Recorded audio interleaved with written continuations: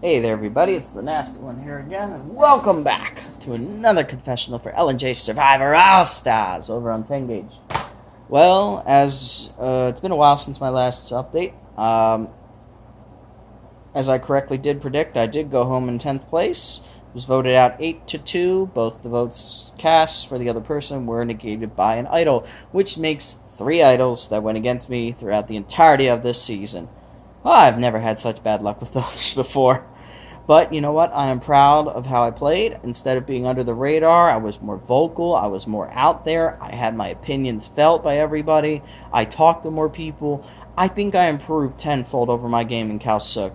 Granted, the results weren't the same. I didn't get another victory, but I managed to make it to the top 10, made it to the jury, and I didn't do that in any of the previous All-Star games I've been in. So that's awesome. I love that. That's a good improvement. I'm proud to end on that note for that. So anyway, the rest of the season now has come down to the final 3, which consist of Kyle, Penguin, and Grace. I think, is that her name? Is it, the third person's Grace, right? I wouldn't know. The person never said anything or, did anything. So, okay, I'll take your word for it. Whatever.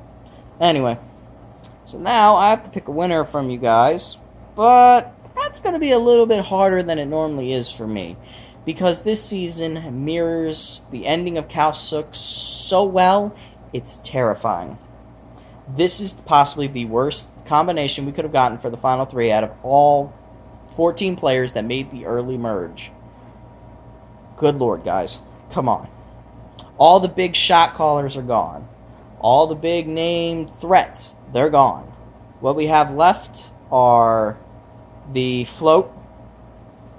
We have the person who played the middle, but was playing UTR at the same time, so they were able to stay in everybody's good graces, but at the same time not make any big moves themselves. And then we have the guy who was allied with the biggest threat of the season, but voted him out at the last council because he needed to win.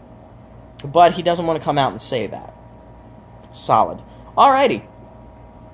This is great, guys. This is a good combination. I tell you.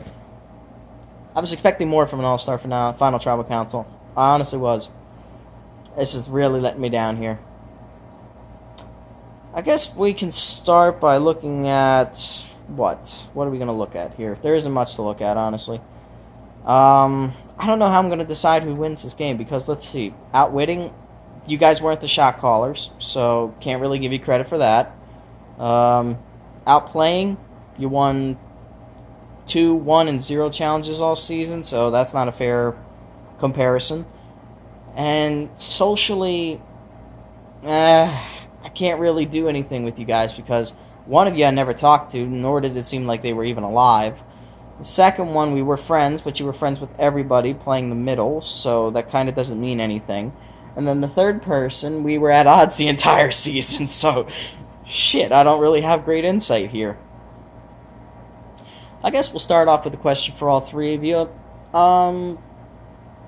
Pinpoint to me how your game is better than the other 2 competitors sitting next to you.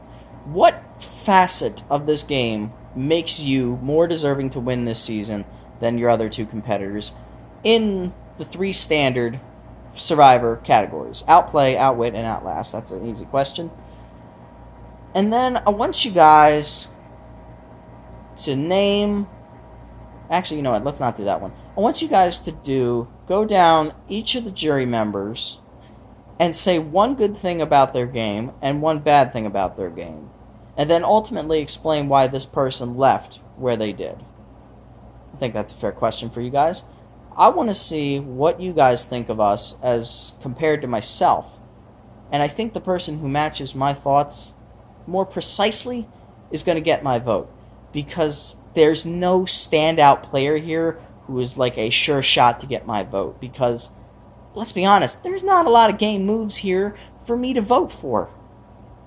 This was sad. It was sad to watch this all fall apart. We had started off on such a great note with the blindside of Max this season. We had blindside after blindside, and then we get down to the end, and then just to continually watch each of the highest winners, let me rephrase, highest people that had the best chances to win go one right after the other, it was just deflating to watch because you knew we were going to be left with the bottom of the barrel players that didn't really deserve the win, but because they're left, we have to choose one.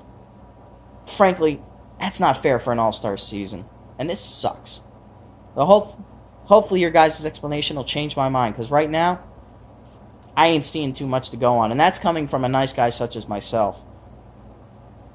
This ending was just such a drag. It's brought out my inner asshole right now, because this is not how this should end, but this is how it's going to end. The winner of this season will not crack the top 4 in the winner's ranking for this series. I guarantee it. I may be wrong. You might get borderline 4th, but you ain't getting in the top 3. That's just the way it's going to go, guys. So I look forward to hearing your guys' answers to my questions. And you know what? Congrats on making it this far. But I don't feel like any of you guys deserve to win. Thank you all so much for watching, guys. I'll catch you in the next episode. This is the Nasty One, signing off.